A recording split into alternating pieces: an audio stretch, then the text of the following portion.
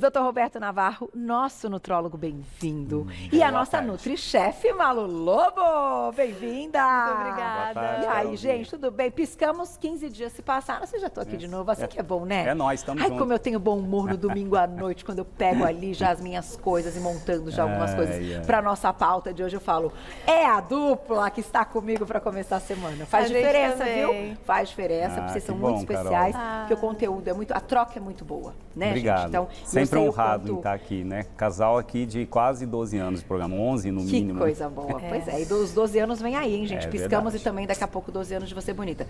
Mas, quando eu digo a troca é muito boa, tanto de energia, tanto de, né, da forma como vocês estão, assim, sempre comprometidos em entregar este conteúdo. Porque é muito sério, e eu sei disso porque recebo mensagem todos os dias e por isso estou fazendo essa introdução. Mensagens todos os dias das pessoas investigando uma série de coisas, não entendendo que profissional e que especialidade médica procurar para essa investigação e acabando sem respostas. Então, quando a gente fala de doença autoimune, me passa tudo isso na cabeça, doutor Roberto. Entendi. É mais ou menos assim, né? É, por aí mesmo, Carol. Até porque a incidência realmente está aumentando, o número de pessoas com doença autoimune, ou o médico também está investigando mais, mas realmente aumentou bastante, né? E o que a ciência tenta explicar, Carol, por que o sistema imunológico, as nossas defesas, né, nossos anticorpos, passam a atacar células do nosso próprio corpo, né? Puxa, por que isso? Quais teorias estão por trás disso, né? Contra, às vezes, a sua pele, tem doenças autoimunes contra vários órgãos, contra o sistema neurológico, contra a pele, contra o intestino, contra a tireoide, contra, às vezes, alimentos também, né? Proteínas alimentares. E vamos bater um papo bem interessante, porque a ciência está jogando o holofote aí em alguns possíveis desencadeadores, embora as teorias são várias, Carol. Pode ser desencadeada por vírus, por bactérias, pelo estresse, por toxinas ambientais contaminantes, por medicamentos, enfim. Mas nós vamos dar uma olhadinha hoje, falar um pouquinho da nossa microbiota intestinal, Carol, o nosso intestino. Será que ali é um gatilho? É uma porta de entrada, bastante estudo surgindo, embora ainda precise mais, mas as evidências estão apontando sim, um desequilíbrio da microbiota intestinal, que a gente chama de desbiose, vou explicar o que é isso, sendo uma porta de entrada ou um possível desencadeador de doença autoimune. E doença autoimune, se não for diagnosticada, não for tratada, não for bem orientada, existe um risco sim de perda de qualidade de vida e né, até de incapacidade física. E a receita, claro, que como tudo, né, quando a gente fala da nossa saúde, a alimentação está diretamente ligada. A Malu escolheu hoje uma tortilha de atum, que eu já tô assim, ó, sonhando, quentinha, com esse friozinho. Olha que delícia, prato único, né? Prato único, né? E é bom sempre acompanhar com uma salada, né? Sempre, né, com antioxidantes. Mas é uma receita fácil, prática, mostrando que dá sim pra gente comer de uma maneira fácil, saudável e de encontro, né, com aquilo que a gente quer evitar de doenças, né, gente? Então, é uma pauta sobre dieta anti-inflamatória, a gente tem que trazer aí ingredientes que contribuem, né? E mostrando que sim, dá pra gente tirar algumas coisas, que é o que eu vou falar durante o feitio do prato. Eu vou falar as versões tradicionais e o que a gente está evitando e substituindo. Para ir ao encontro do tema do Dr. Roberto. Exatamente. Vamos lá para o centro, Bora. então, Dr. Roberto, que a gente vai falar um pouquinho dessas doenças autoimunes. A gente vai colocar, inclusive, uma tela aí para vocês.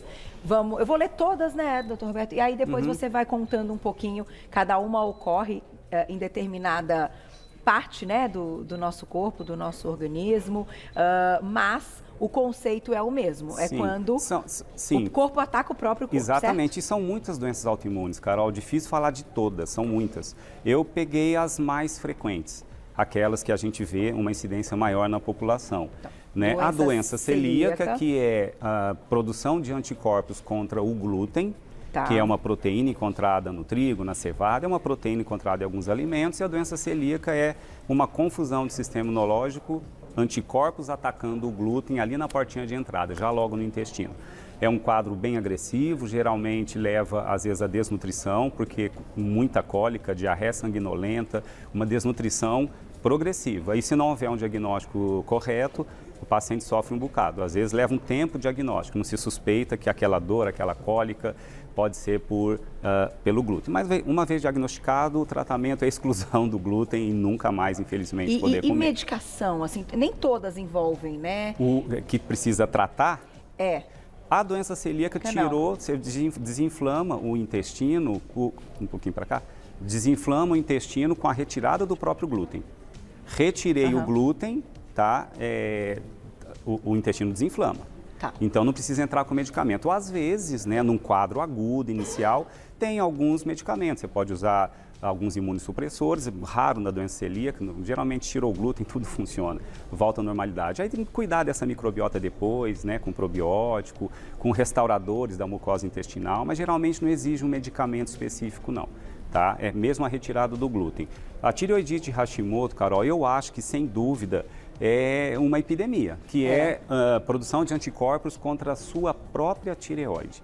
A tireoidite de Hashimoto, no consultório médico, acho que os colegas estão vendo isso, há uma incidência aumentando muito.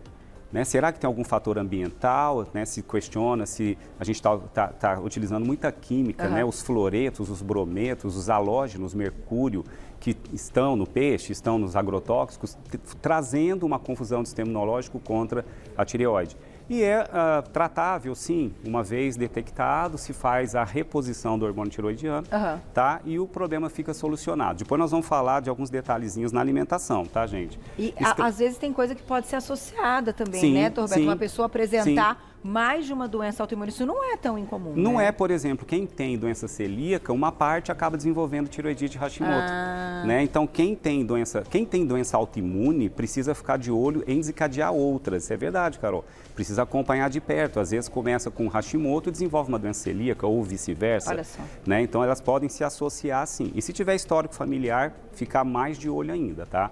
A esclerose múltipla, que é uma doença contra o sistema neurológico, né, contra partes dos nossos nervinhos que estão na medula, traz um grande risco de, inclusive, com o passar do tempo, se não diagnosticado, levar a dificuldade de andar, dificuldade de respirar. Puxa. É uma doença que, dependendo da altura em que se atinge no sistema nervoso central, pode ser desde o cérebro até os nervinhos da medula óssea, da coluna, né? Então, precisa de um diagnóstico preciso, porque senão realmente pode levar até a óbito.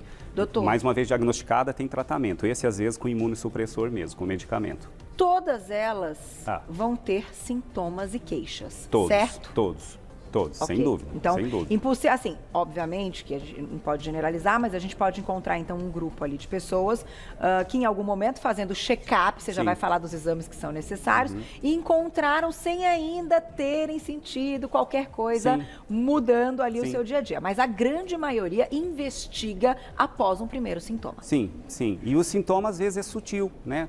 Você pode ter um formigamento na perna, você pode ter uma sensação de dormência nas mãos, você pode ter dores abdominais, pode ter sensação de perda de vigor, dores musculares. Os sintomas dependem do órgão que está sendo afetado, Carol. Por isso que é sintomático. Não dá para a gente dizer é só um sintoma que vai surgir. Às vezes são vários e que podem se somar e estar dentro de uma doença autoimune. E os exames, óbvio, que vão solucionando, vão dando para a gente dicas, né? Se tem anticorpos contra alguma célula, qual é essa célula? Que parte da célula você tem anticorpos contra ela? Existe uma investigação, geralmente, para a gente fazer o diagnóstico mais preciso. Mas qualquer um deles, Carol, lúpus eritematoso, que é uma doença autoimune que pode atacar articulações, pode atacar os rins, pode atacar a pele. Tem vários tipos, né, clínicos de doença autoimune, que pode ser subdividido em várias partes do seu corpo, né? Então, você pode estar com uma mancha surgindo aqui no seu rosto, meio avermelhado, e pode ser um lúpus eritematoso, né? Então, o diagnóstico precisa de juntar o sintoma e a pesquisa de exames, obviamente, para fechar o diagnóstico. A artrite reumatoide é uma doença autoimune contra as articulações.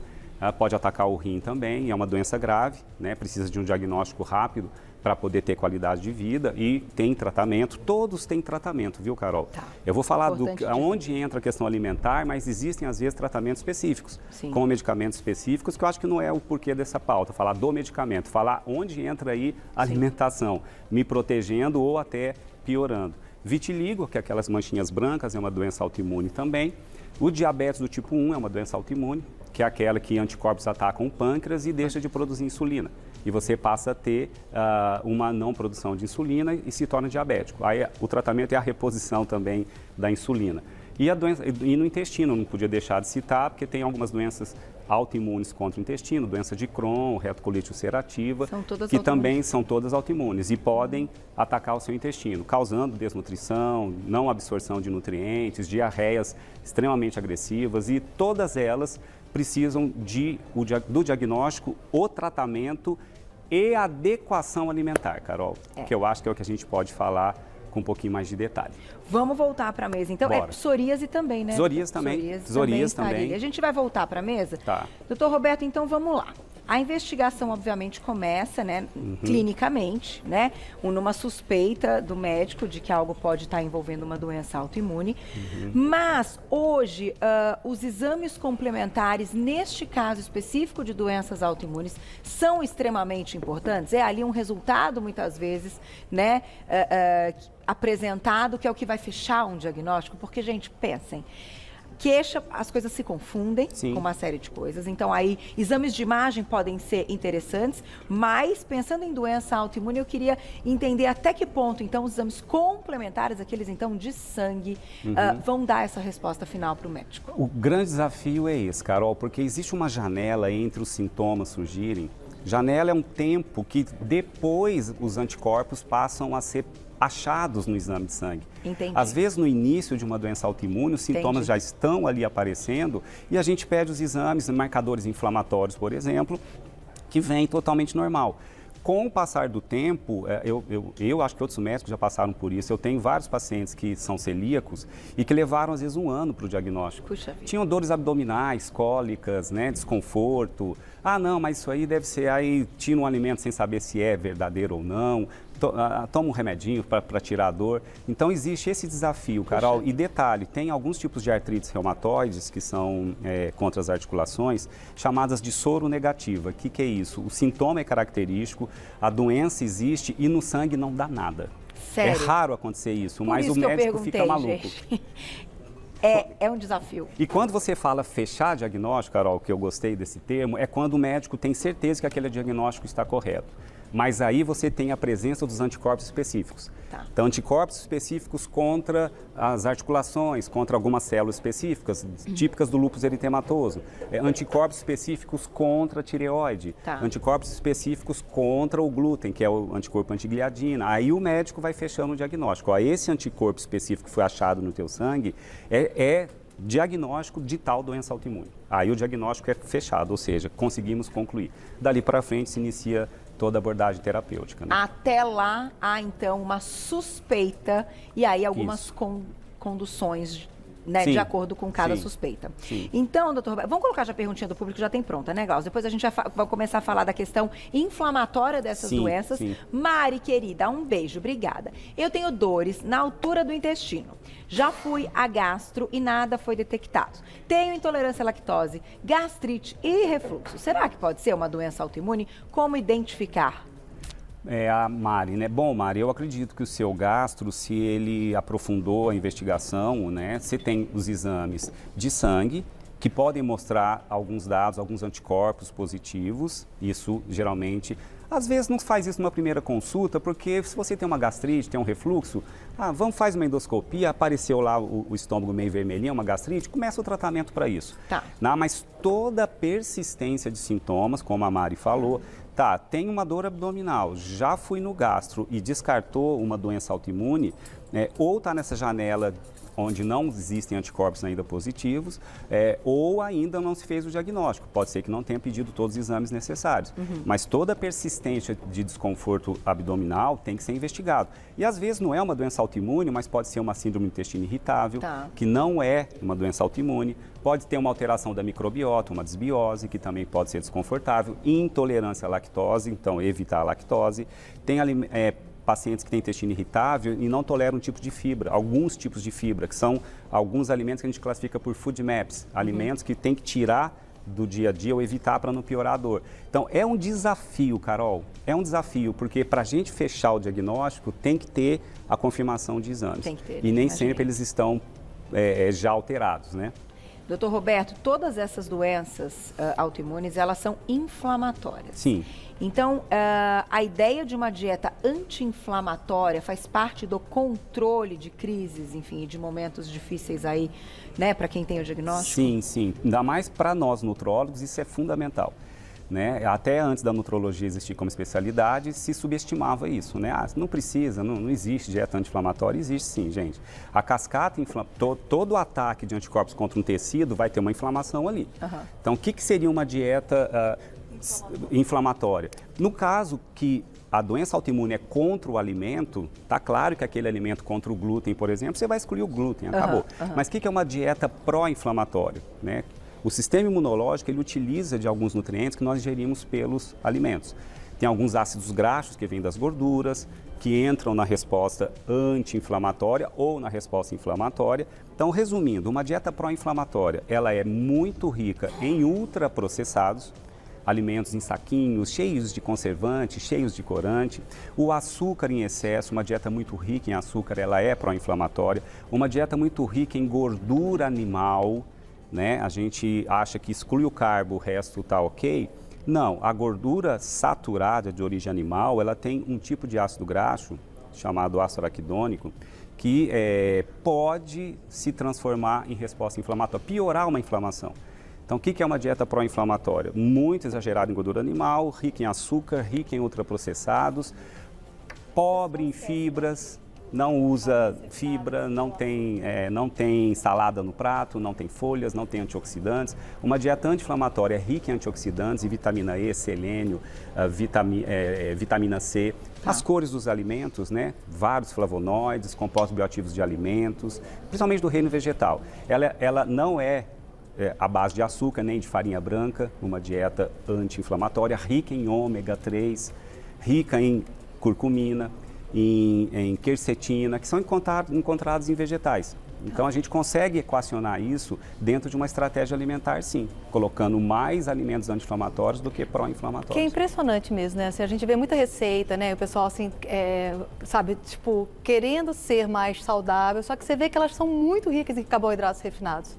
E é uma dúvida que as pessoas têm muito, porque acaba virando meio que uma confusão. Então, por exemplo, eu vou tirar o pão e vou trocar pela tapioca, sabe? Não, ela é tão refinada quanto. Você colocar um pão branco e colocar uma tapioca, você está falando do mesmo alimento, né? Então, ele é tão refinado quanto. Então, a gente precisa entender quais são os carboidratos melhores, mais complexos que a gente pode usar, né, Roberto? Exatamente. Porque tem receitas que são maravilhosas, mas aí você tem que entender em casa que são receitas de indulgência, ou seja, para você comer de vez em quando, não todos os dias. Porque quem tiver a doença Sim. autoimune vai estar inflamando mais ainda tempo aquilo que todo, fisiologicamente o corpo já Exatamente. está fazendo sem que a gente faça nada. Exatamente. Né? Eu vou colocar a perguntinha do público, vamos ver quem escreveu pra gente. Vamos falar de muita coisa ainda, inclusive dos exames, que eu sei que o público adora. Suzana, um beijo, obrigada. Quem faz superávit para ganhar músculo pode agravar essas doenças por causa do carboidrato em excesso?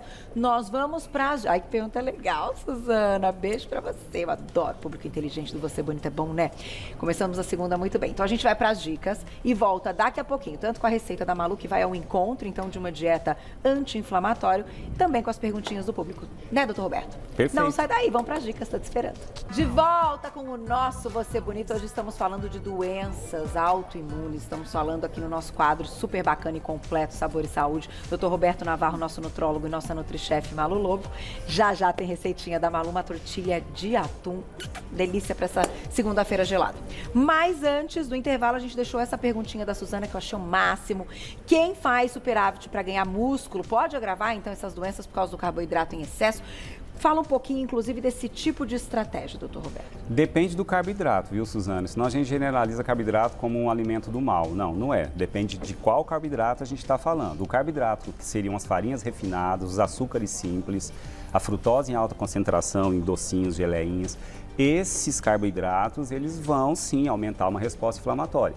Tá? Mas um carboidrato complexo, né, como uma batata doce, né, se a gente pegar aí um arroz integral, uma aveia, né, são carboidratos que vão gerar energia para o corpo, porque para construir músculo, para ter superávit, que ela diz, né, você precisa ingerir uma quantidade de energia que seja capaz de gerar uma construção de tecido, ninguém constrói músculo em déficit energético. Sim. Impossível.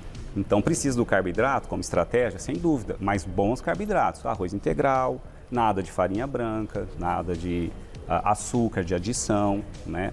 Docinhos, refrigerantes. Esses carboidratos estão fora, mas outros carboidratos chamados complexos ou integrais, beleza, sem problema. Podem ser bem-vindos. Podem ser bem-vindos. Não vai agravar nada da doença autoimune, não. Tem mais perguntinha, olha lá.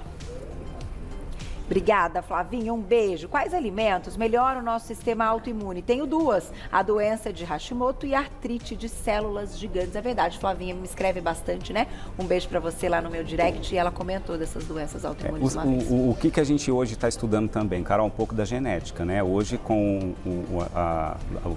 se a gente decifrou, a ciência decifrou o genoma humano, então tem sim alimentos que aumentam a expressão de genes que produzem citocinas ou defesas anti-inflamatórias, como tem genes que estimulam uma resposta inflamatória exagerada. Do que eu falei antes, né, de muita gordura saturada, né, isso pode estimular a expressão de genes que vão fazer você inflamar mais, tem como colocar os alimentos a favor, sim. Para o sistema imunológico, é um conjunto da obra, não existe um alimento sozinho que vai fazer seu sistema imunológico funcionar bem. Ele vai precisar de proteínas, ele vai precisar de várias vitaminas, principalmente vitamina C, zinco, cobre, né? Vitamina D. A vitamina D é fundamental para o sistema imunológico funcionar bem. Então não tem como. Alimentos que contêm vitamina D são poucos, né? Cogumelos, né? A gema do ovo, os lácteos, mas algumas pessoas não ingerem leite em algumas doenças autoimunes para tentar diminuir a caseína. Então eu pensaria até na suplementação também, né? Mas uma dieta anti-inflamatória ela tem que ser rica em vegetais coloridos, isso é fato, tá? 2 saladas por dia com verde, laranja, vermelho, roxo, né? Aí entra aí alface roxa, cebola roxa, mirtilo como roxo, né? A própria beterraba, né? Tem alguns trabalhos para colite intestinal com bagaço, com casca de jabuticaba. Né? É roxinho, é bem-vindo. Vermelho, tomate, morango, né? Beta-caroteno na cenoura, né? Salada colorida, esse eu diria que é um dos anti-inflamatórios mais interessantes. E especiarias, curcumina, canela, cravo da Índia, né? São altamente anti-inflamatórios, né? Então acho que seria esse o conselho que eu daria. Saúde na mesa. Saúde na mesa. Vou passar os ingredientes da receita da Malu, que é uma tortilha de atum, e já a gente fala também, não me deixe, não vou esquecer, dos exames, da vitamina D, que o Dr. Roberto falou que a gente não pode passar sem a vitamina D, e de suplementações possíveis que podem também ser, né, bem-vindas aí no quadro. Vamos lá. Para a receita da Malu, a gente vai usar 5 ovos, 2 latas de atum em água, uma cebola pequena picada, 2 xícaras de chá de batata doce ralada, azeite a gosto, folhas de rúcula, tomate cereja e gergelim para acompanhar e sal a gosto. Tá fácil? Tá fácil. Receita boa é assim, simples. Bom, eu tô fazendo essa tortilha, né? Tô usando ovo para ser uma receita mais proteica, mas a gente consegue substituir o ovo, Carol. Tá. Quem é vegano, vegetariano ou tem algum problema com ovo, porque tem pessoas que têm alergia ao ovo, pode trocar, gente, pela farinha de grão de bico, né? Ó, então eu tenho meus 5 ovos aqui. A farinha de grão de bico, quando ela é hidratada, ela ganha a consistência de um gel e aí você consegue fazer o omelete falso com ela. É bem bacana. Tem o atum, uma excelente fonte aqui, né, de ômega 3. Poderia ser a sardinha, né? Veganos, vegetarianos, a gente tem a linhaça, a beldroega. A beldroega é uma punk que ela é riquíssima em ômega 3. Legal. Né? Depois o pessoal quiser colocar até uma imagem da beldroega aí. Bem Mas o nome simples. é difícil, como é que é? Beldroega. Beldroega. É a beldroega? Não. Beldroega. Beldroega, nossa. É uma flor, é uma planta, é uma punk, ela é considerada uma planta alimentícia. Que é considerado mato porque a gente não fala dela, mas tem muitos quintais aí pelo país afora que tem a beldroega, né? E, gente, ela é riquíssima em ômega 3. É uma excelente fonte, tá? Agora, essa quantidade que você tá fazendo, Malu, dá mais do que aquela, né? Sim. Gente, rende horrores. São aí. duas dessa. Tô quase queimando largada, cortando um pedacinho aqui.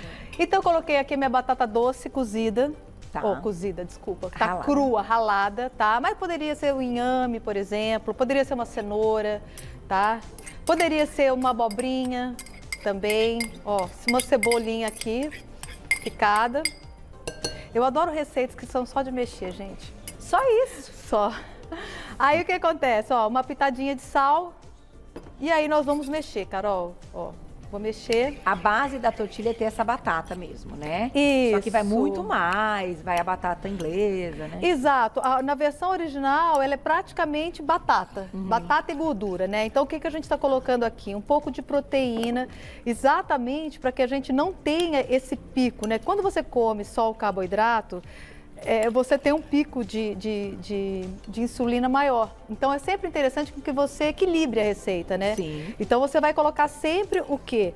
Uma proteína, fibras, né? Uma boa fonte de carboidrato, né? Isso que o Roberto estava falando agora. Fica com um pedacinho crocante, né? Deve ficar bom pra caramba essa batata. Fica uma desse delícia, gente. Ó, é uma receita saudável, equilibrada. Você pode trocar esse atum por frango, você pode trocar por carne moída, o que você quiser, né? Pela beldroega, enfim. Beldroega na tela, então. Já temos Ah, beldroega. Lá, beldroega. vamos conhecer? Ai, que Ah. bom. Eu não diria nunca que é uma punk. Gente, é uma planta alimentícia não convencional, excelente fonte de ômega 3. Aí, beldroega, coloquem na hortinha.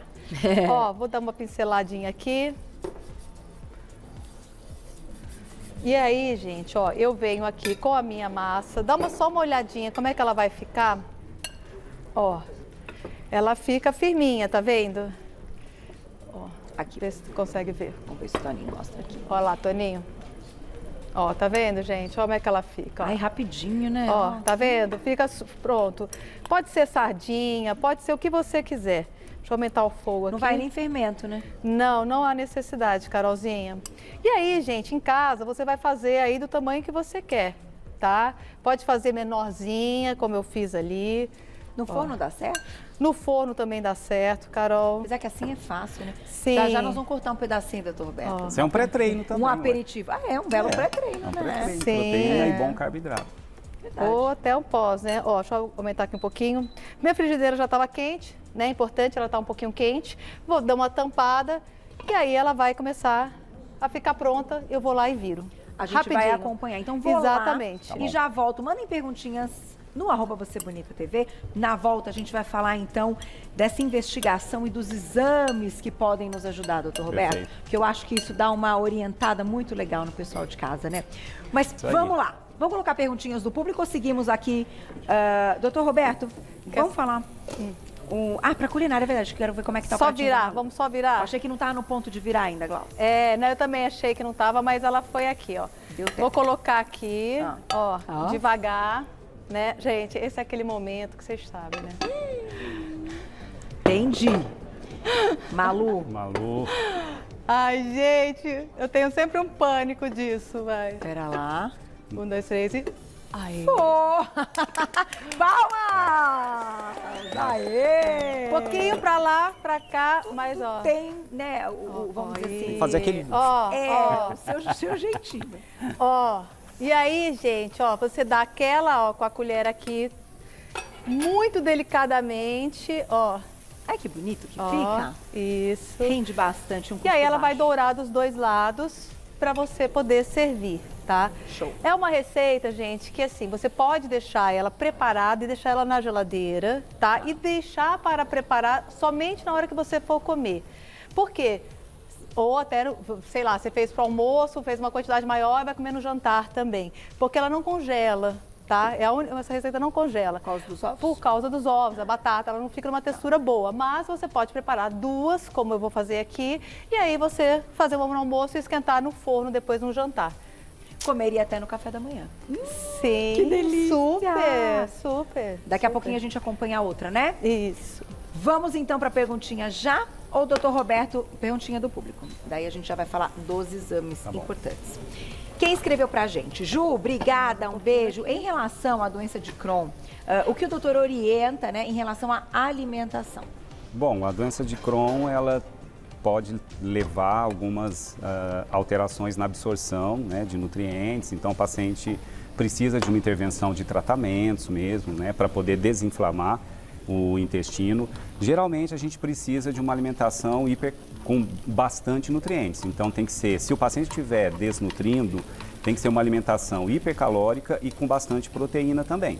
Tá? Eu evitaria as proteínas evitaria refinados, evitaria açúcar, evitaria alimentos ultraprocessados, né, corantes, aditivos alimentares, agrotóxicos, uma alimentação o mais natureba possível, tá? Com fibras, né, com bastante aí legumes, verduras, alguns cereais integrais, antioxidantes, isso aí é o básico. E se estiver desnutrindo, tem que tomar cuidado muito com a proteína, ter uma dieta, às vezes, hiperproteica, Tá. E eu evitaria algumas proteínas mais que podem, não que sejam a causa, mas que pode jogar mais lenha na fogueira. Eu evitaria o glúten por um tempo, Tá. eu evitaria, às vezes, até a própria caseína do leite por um tempo, né, para poder não ter a chance de fazer o sistema imunológico reagir contra essas proteínas. Entendi. Então, mas não que seria eterno isso, com acompanhamento, saiu da fase aguda, está compensado, não tem mais sintoma, não tem mais lesões, que o médico gastro acompanha, às vezes através de exames de imagem, está tudo ok, aí ok até retomar aí com algum lácteo, um derivado, mas não o leite em si, tá? Isso fica como sugestão, mas tem que individualizar cada um, Carol. Tem mais perguntinha, olha lá. Obrigada, Jane. Farinha branca ataca o intestino? Não que ataca, né? Às vezes o problema, gente, não está no alimento, está em quem come o alimento, tá? Porque o alimento em si, ele está ali na dele, quietinho. Então, tem pessoas, se você for um hipersensível ao glúten, por exemplo, que é um desafio esse diagnóstico.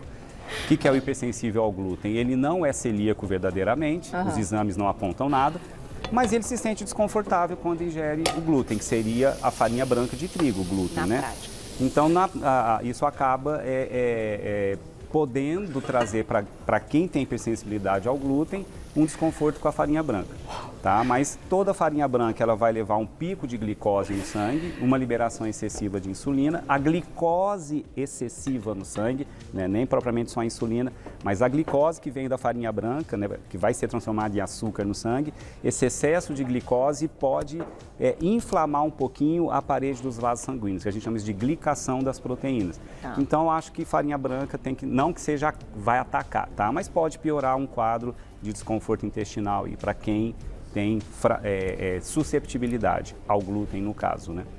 Doutor Roberto, quais exames não podem faltar na investigação quando há suspeita de doença autoimune? Geralmente, qual é a doença autoimune que está se suspeitando? O médico, né? Geralmente os reumatologistas, eles têm já um protocolo muito bem definido. É contra a articulação? É contra o intestino? Então, se você tem suspeita diagnóstico de uma doença autoimune contra o intestino, você tem que, às vezes, pedir um exame de imagem, uma colonoscopia, para ver se tem alguma lesão característica.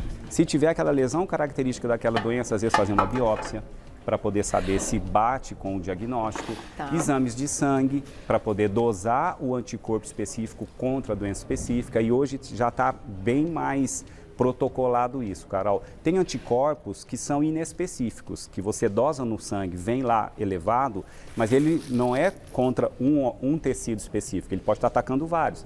Então, aí o reumato ele faz ali a sua suspeita diagnóstica. É contra a pele, é contra o sistema nervoso, é contra a tireoide. Dosar anticorpos contra a tireoide, por exemplo, uma tireoidite de Hashimoto, que é uma doença autoimune, tem alguns anticorpos que ficam elevados no sangue, né? O antitireoperoxidase, por exemplo.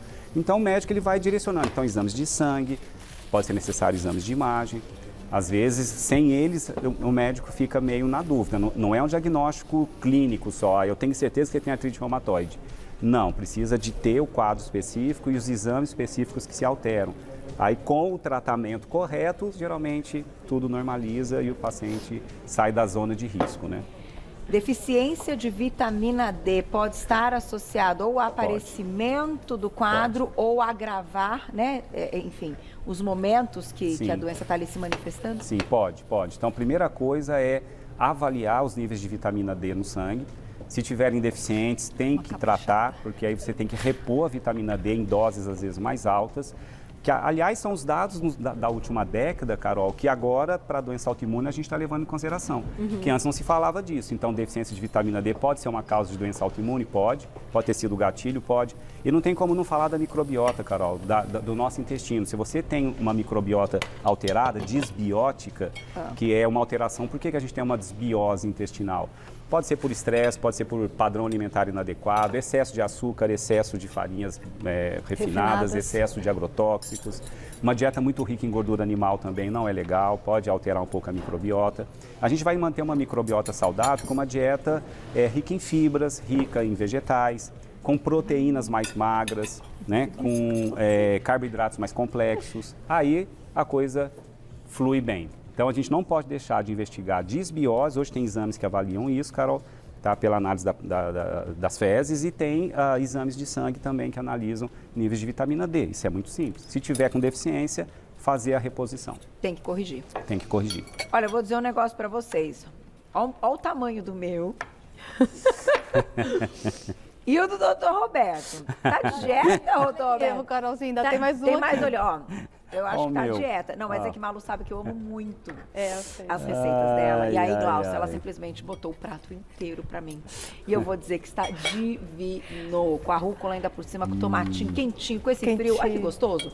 Café da manhã, almoço, jantar, isso aqui. Não, e mostrar que dá sim pra gente fugir, né? Dá pra você equilibrar as suas refeições. Uma delícia. Gente, comer bem de maneira saudável é fácil, a gente tem que parar de complicar. Existem alimentos sim que são de indulgência, que aí você vai preparar aí com uma farinha de arroz refinada, de aveia, né? Farinhas em geral, a gente tem que tomar cuidado com elas, Sim, né? sim. Então, é importante que você entenda que para você comer bem de maneira saudável, gente, Nossa, tá fácil. divino, Malu. Não é divino? Isso você pode fazer Perfeito, com a batata fica frango. ali.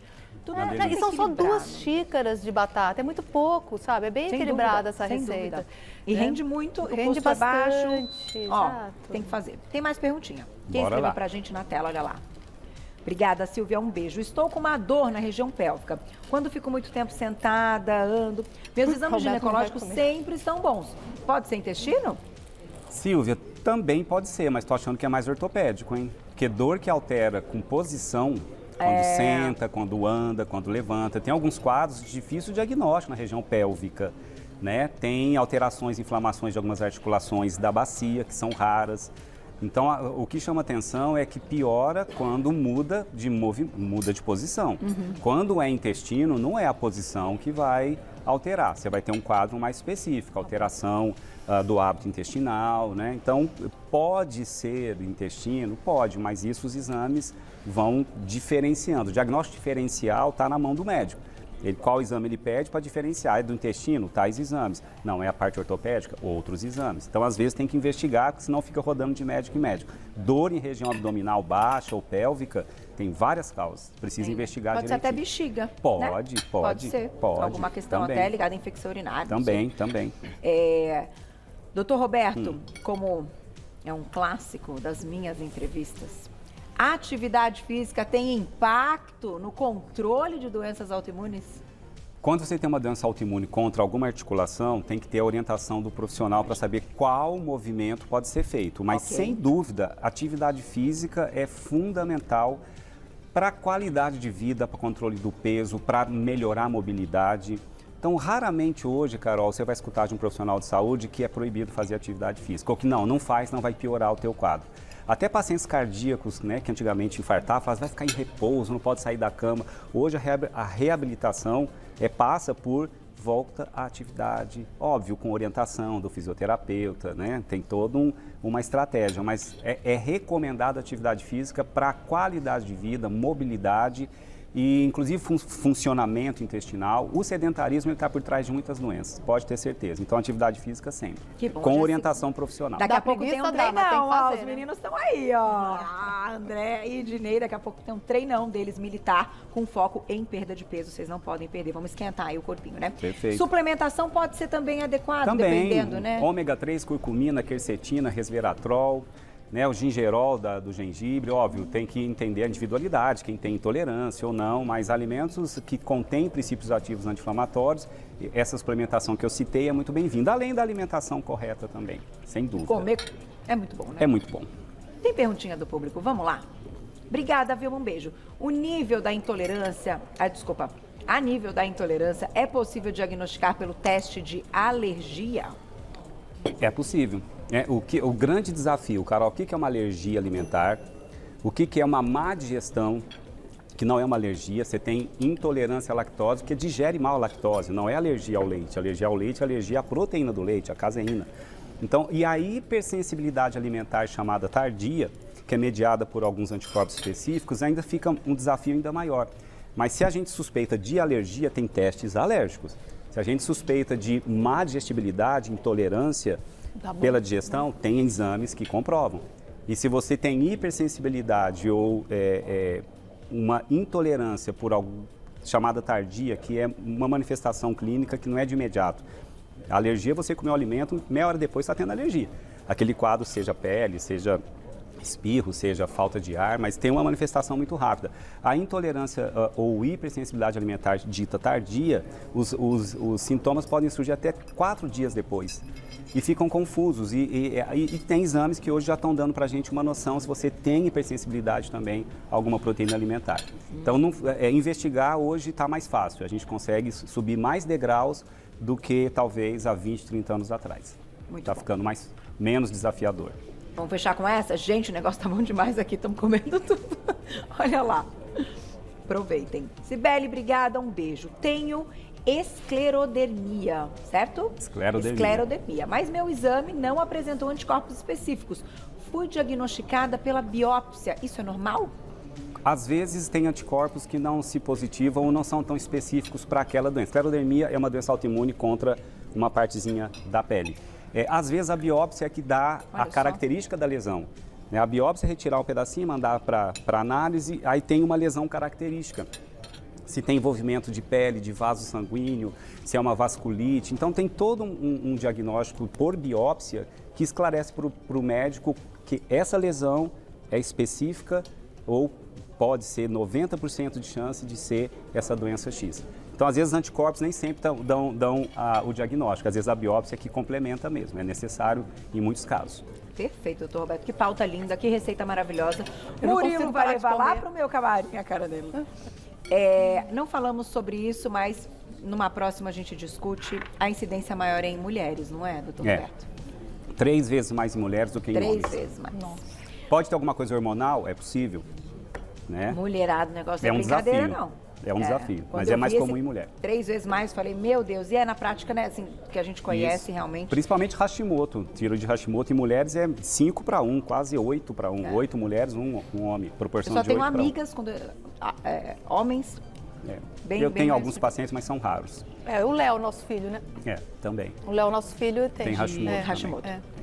Vou deixar o contato dele, gente, que pauta muito bacana, compartilhem lá, né, no YouTube, no canal do YouTube do Você Bonita, porque é aí que vem aqueles cliques para as pessoas investigarem e aí encontrarem, claro, devolver qualidade de vida, ter o controle. Sim. Que bom que hoje a gente tem todo esse controle, tem, né, Sim. os medicamentos Sim, necessários sim. e toda a questão dos alimentos nesse país Sim. tropical maravilhoso. Lógico. Muito obrigada, doutor Roberto Navarro. Eu que agradeço. Lá no Insta você encontra @doutor abreviado, Roberto Navarro tudo junto, doutor abreviado, Roberto Navarro tudo junto, com lives toda terça. Agora com a Malu tem quinta também. Quintas-feiras, às 8h30 da noite. Começamos a Quintas-feiras, primeira. olha que dupla na live, gente, amei já. Terça ele, quinta eu e ele.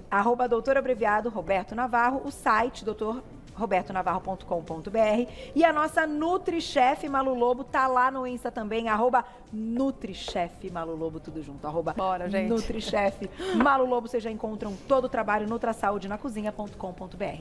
Obrigada. Amei, tá, ó, delícia, bem Delícia. Dá o almoço de equilibrado, hoje. tá a cara do dia de hoje. Obrigada, viu? Beijo, Obrigada, beijo, beijo, gente. gente, Carol, Até beijo. daqui 15 dias, passa rápido. Se e a Deus gente quiser. Tem mais uma aula.